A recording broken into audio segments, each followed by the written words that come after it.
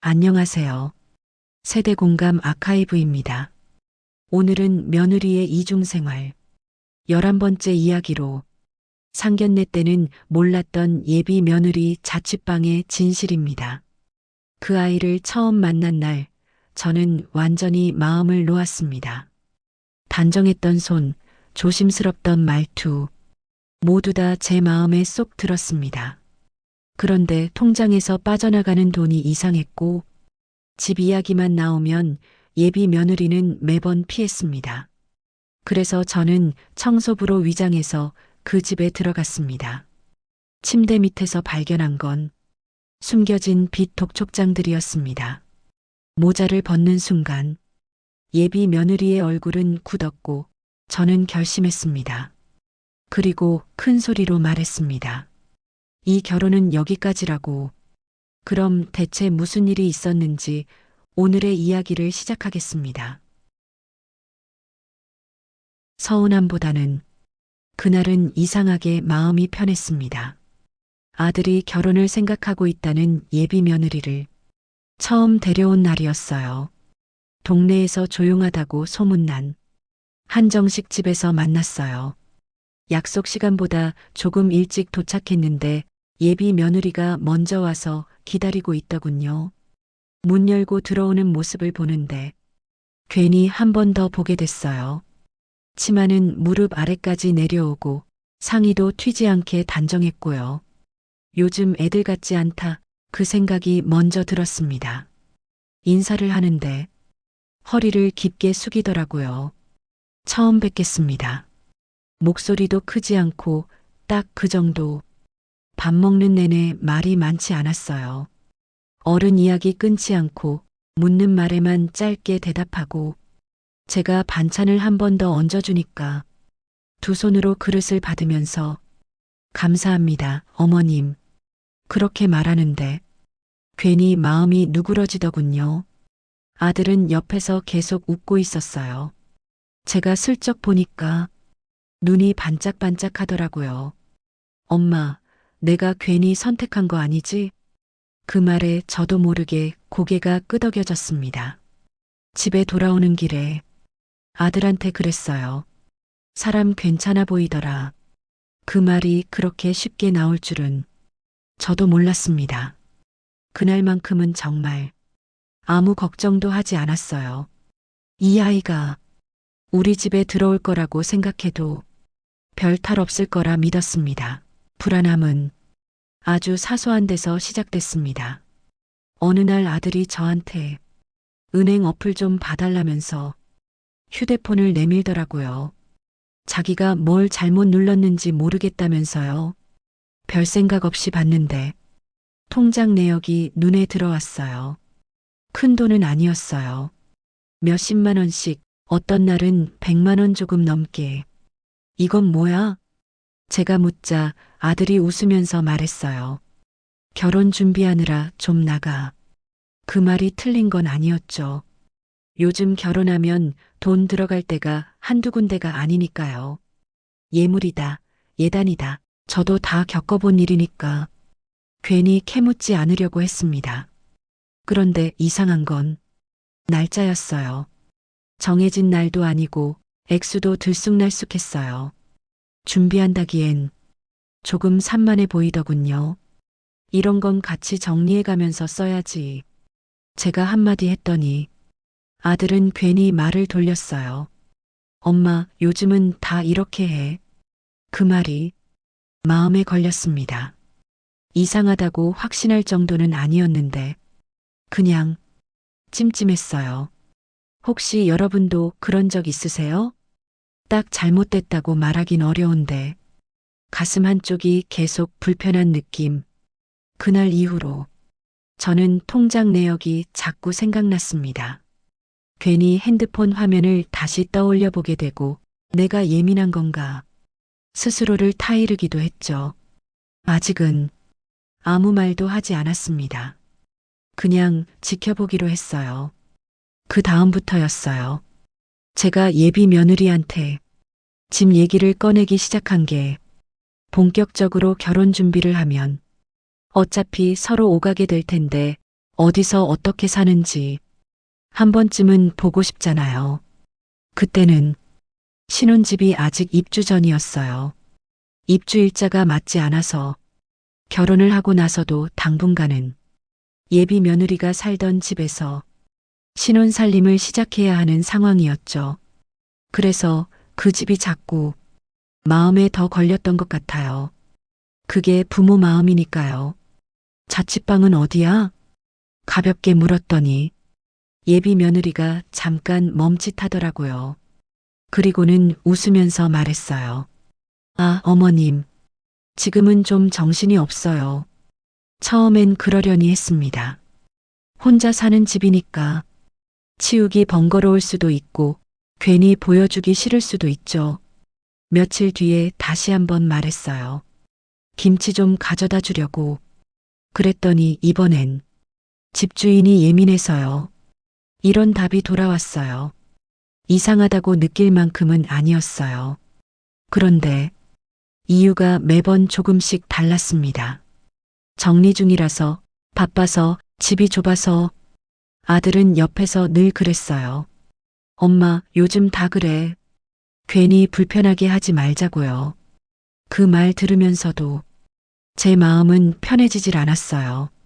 이상하게 집 얘기만 나오면 예비 며느리 얼굴이 먼저 굳는 게 눈에 밟히더라고요. 혹시나 해서 저 혼자 생각도 해봤어요. 내가 너무 앞서가는 건가? 요즘 애들은 원래 이런가? 그래도요. 부모 마음이라는 게 그렇잖아요.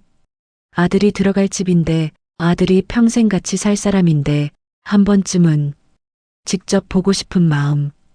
그날 밤 저는 잠자리에 누워서도 그 생각을 계속했습니다. 왜 그렇게까지 집 얘기를 피하는 걸까? 그 질문이 머릿속에서 떠나질 않더군요. 솔직히 말하면 처음부터 그럴 생각은 없었어요. 집주인 몰래 집에 들어가 보겠다는 생각까지 하고 간 건 아니었습니다. 그런데 마음이라는 게 그렇더라고요. 자꾸만 한쪽이 걸리니까 일상이 손에 안 잡혔습니다. 예비 며느리는 계속 바쁘다 하고 아들은 괜히 예민하게 굴지 말자 하고 그 사이에서 저 혼자만 불안해하는 기분이었죠. 어느 날 아파트 엘리베이터 앞에서 게시판을 보다가 종이 한 장이 눈에 들어왔어요. 청소 인력 구함. 주말 하루 정리 청소. 그걸 보는 순간 가슴이 덜컥 내려앉았습니다. 괜히 쳐다보다가 고개를 돌렸는데 머릿속에서는 그 글자가 계속 남아있더군요. 집에 와서도 자꾸 생각이 났어요. 딱 한 번만 보면 되지 않을까? 아무 문제 없으면 그걸로 끝내면 되잖아. 며칠을 고민하다가 결국 전화를 했습니다. 제가 직접 나가는 건 아니고 아는 사람이 도와줄 수 있다고 이야기를 만들어냈죠. 며칠 후 청소복을 건네봤던 날 손이 좀 떨렸습니다. 이 나이에 내가 지금 뭘 하고 있나 싶기도 하고요. 솔직히 말하면 나 자신도 내가 아닌 것 같았습니다. 모자에 마스크까지 쓰고 허리를 조금 굽히니까 평소 내 모습은 하나도 남아있지 않더군요. 그때는 예비 며느리가 알아볼 거라는 생각 자체를 하지 못했습니다. 부모로서 하는 행동인지 괜한 오지랖인지 그 경계가 흐릿했습니다. 그래도 마음은 하나였어요. 아들 인생이 달린 일인데 모른 척 지나가고 나서 나중에 후회하고 싶진 않았습니다. 그렇게 저는 그 옷을 입고 그 집 문 앞에 서게 됐습니다. 초인종을 누르기 전까지도 마음이 계속 흔들렸습니다. 지금이라도 돌아가야 하나, 별일 아니면 어쩌나. 그런데 문이 열리는 순간 그런 생각은 바로 사라졌어요. 문이 열리자마자 공기가 먼저 느껴졌습니다. 딱 냄새라고 말하긴 애매한데 오래 환기 안 한 방 특유의 답답함. 신발을 벗고 들어가는데 바닥에 뭐가 자꾸 밟히더군요. 비닐봉지, 구겨진 종이, 정체를 알 수 없는 작은 쓰레기들. 혼자 사니까 그럴 수 있지. 속으로 그렇게 생각하려고 했습니다. 괜히 판단부터 하면 안 된다고 스스로를 달랬어요. 그런데 눈이 점점 여기저기 가더라고요. 옷은 의자에 걸린 게 아니라 바닥에 쌓여 있었고 식탁 위엔 먹다 만 컵이 그대로였습니다. 처음 봤던 모습이 자꾸 겹쳐 떠올랐어요. 단정했던 손, 조심스럽던 말투, 그 이미지와 지금 이 방이 잘 이어지질 않더군요. 청소를 시작하면서도 마음이 편치 않았습니다. 괜히 남의 집을 너무 깊이 들여다보는 기분이 들어서요. 그래서 일부러 눈에 보이는 것만 치우자 그렇게 마음을 먹었습니다. 바닥 정리하고 눈에 띄는 쓰레기만 모으자고요. 그때였습니다. 침대 쪽으로 다가가는데 침대 아래가 이상하게 눈에 들어왔어요. 정리가 안 됐다기보다는 뭔가를 급하게 밀어넣은 느낌이랄까. 잠깐 멈춰서서 그 자리를 바라봤습니다. 괜히 손이 안 떨어지더군요. 그때는 몰랐습니다. 그 아래에 있는 게 제 마음을 완전히 바꿔놓을 거라는 걸. 한참을 망설이다가 결국 허리를 굽혔습니다. 청소하러 온 사람이니까 그 정도는 괜찮다. 스스로를 설득하면서요. 침대 밑을 손으로 더듬는데 먼지가 먼저 묻어나왔습니다. 그런데 그 안쪽에 종이 봉투 같은 게 몇 개 겹쳐 있더군요. 처음엔 전단지인가 싶었습니다. 대충 치워두려고 꺼냈는데 봉투 겉면에 적힌 글씨가 눈에 들어왔어요. 이름이었습니다. 예비 며느리 이름, 그리고 날짜, 금액, 한 장이 아니었어요. 비슷한 봉투가 여러 장 겹쳐 있었습니다. 봉투를 넘길수록 가슴이 점점 조여왔습니다. 독촉, 그 단어가 보이는데 순간 손에 힘이 풀렸어요. 글씨는 차갑고 말투는 무심했는데 내용은 하나같이 급박했습니다. 갚아야 할 돈, 기한, 연락이 없을 경우의 조치, 그제야 통장 내역이 떠올랐습니다. 날짜도 액수도 이상했던 이유가 하나로 이어지더군요. 그 자리에 한동안 그대로 앉아 있었습니다. 청소도구를 쥔 손이 괜히 어색해졌어요.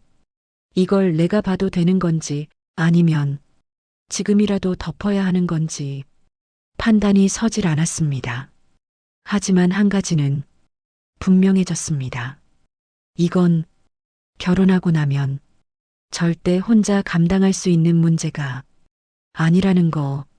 아들이 아무것도 모른 채 그 인생 안으로 들어가게 두면 안 되겠다는 생각이 머리를 꽉 채웠습니다.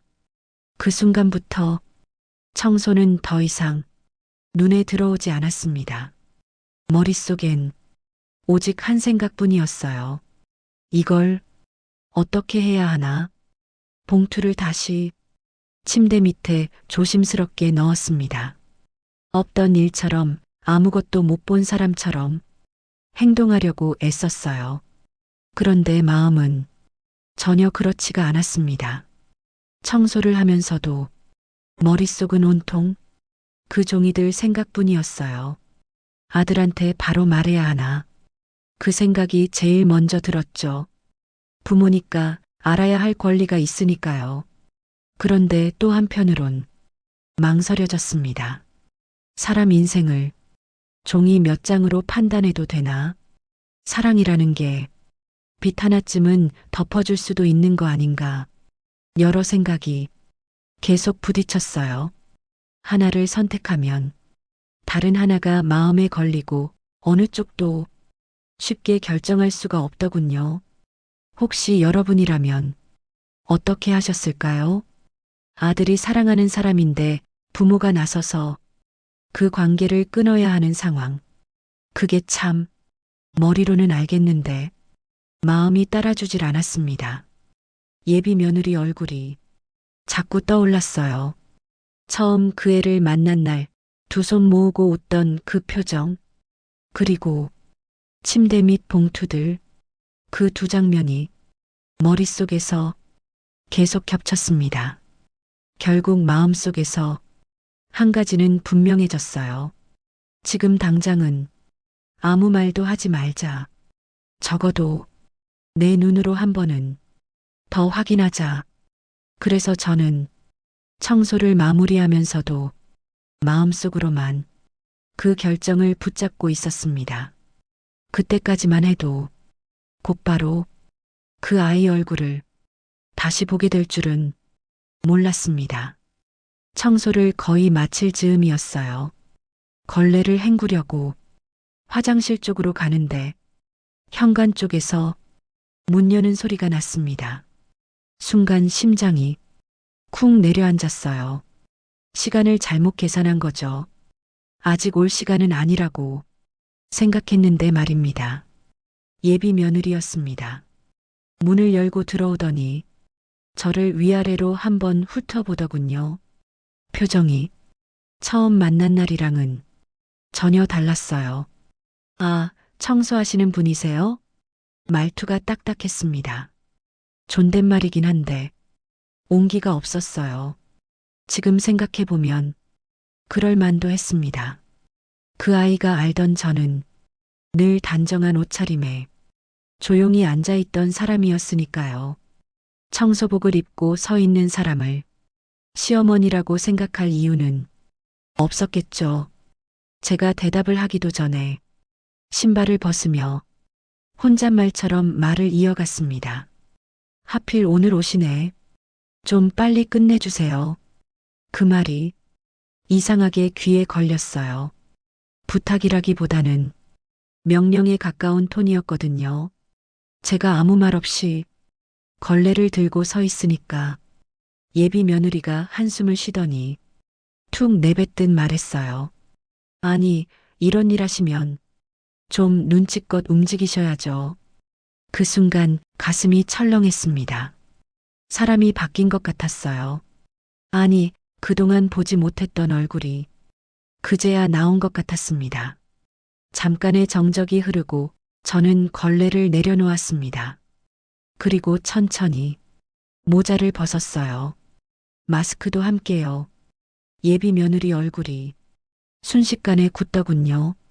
눈이 커지고 입이 반쯤 열린 채로 아무 말도 못했습니다. 나야. 그 한마디를 꺼내는데 목이 바짝 말랐어요. 그 아이는 뒤로 한 걸음 물러서더니 아무 말도 하지 못했습니다. 그 침묵이 그 어떤 말보다 더 많은 걸 말해주고 있었어요. 한동안 그 아이는 말을 못했습니다. 입술만 몇 번 달싹이다가 고개를 떨구더군요. 저도 바로 말을 잇지 못했어요. 그 침묵이 괜히 더 무겁게 느껴졌습니다. 괜히 소리를 높이면 되돌릴 수 없는 말이 나올 것 같아서요. 잠시 숨을 고르고 가방에서 봉투 하나를 꺼냈습니다. 아까 침대 밑에서 본 것과 똑같은 봉투였어요. 이거, 말을 꺼내는 순간 손이 조금 떨렸습니다. 이게 뭔지 설명해 줄 수 있니? 예비 며느리는 봉투를 보자마자 얼굴이 더 하얘졌어요. 부정도 변명도 없었습니다. 그게 더 무섭더군요. 지금은 정리 중이에요. 한참 만에 나온 말이 그거였습니다.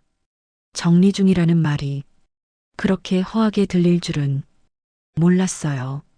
저는 고개를 저었습니다. 이건 정리의 문제가 아니야. 결혼하면 우리 아들 인생으로 넘어올 문제야. 그 말을 하면서도 마음 한쪽이 계속 아팠습니다. 사람을 몰아붙이는 기분이 좋을 리 없잖아요. 하지만 눈을 돌릴 수는 없었습니다. 너 하나 힘든 걸로 끝날 일이 아니야. 그걸 모른 척하면 내가 부모가 아니지. 예비 며느리는 아무 말도 하지 않았습니다. 고개만 숙인 채 손을 꼭 쥐고 있었어요. 그 모습이 불쌍하지 않았다고 하면 거짓말이겠죠. 그래도 결정은 내려졌습니다. 그 자리에서 저는 마음속으로 선을 그었습니다. 이 결혼은 여기까지라고. 그날 이후로 결혼 이야기는 더 이상 나오지 않았습니다. 식장 예약도 날짜도 조용히 없던 일이 됐어요. 아들은 며칠 동안 거의 말을 하지 않았습니다. 화도 안 내고 따지지도 않고 그게 더 마음에 걸리더군요. 어느 날 저녁 밥을 먹다 말고 아들이 그러더라고요. 엄마, 나도 조금은 느끼고 있었어. 그 말 한마디에 괜히 눈시울이 뜨거워졌습니다. 부모라는 게 참 그래요. 자식 인생을 대신 살아줄 순 없는데 잘못된 길로 가는 건 보고만 있을 수가 없잖아요. 예비 며느리였던 그 아이 소식은 그 이후로 들리지 않았습니다. 잘 살고 있는지 어떻게 정리했는지는 알지 못해요. 그리고 알고 싶지도 않았습니다. 가끔은 내가 너무 나섰던 건가 생각이 들 때도 있어요. 하지만 다시 그때로 돌아가도 저는 같은 선택을 했을 겁니다. 결혼은 사랑만으로 버티는 일이 아니더군요. 서로의 삶을 함께 짊어지는 일이니까요. 혹시 지금 자식의 선택 앞에서 비슷한 고민을 하고 계신 분이 있다면 혼자만의 걱정이라고 접어두지 마세요. 부모의 역할은 미리 막아주는 게 아니라 필요할 때 멈춰 세워주는 거라고 저는 그렇게 배웠습니다. 제 이야기를 끝까지 들어주셔서 고맙습니다. 여러분의 생각을 댓글로 달아주시면 감사하겠습니다. 할머니, 할아버지, 오늘 영상 재밌게 보셨어요? 엄마가 그러는데 다음 이야기를 만들 힘은 구독과 좋아요에서 나온대요. 꼭 눌러주셔야 해요. 알겠죠?